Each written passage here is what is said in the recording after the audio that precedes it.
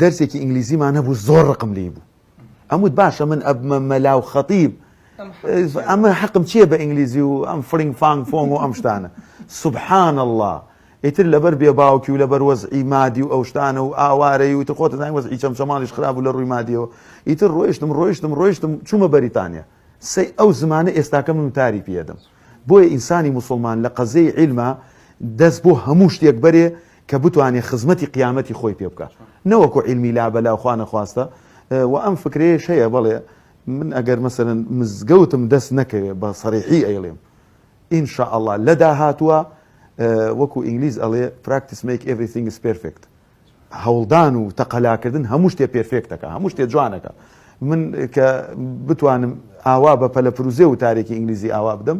ئینشاء الله ئومێد ئەەکەم ڕۆژێک هەبێ داعێک گەورە بە ناوبانگەکانی ئەمریکا و بەریتانیا و ئوسترالیا و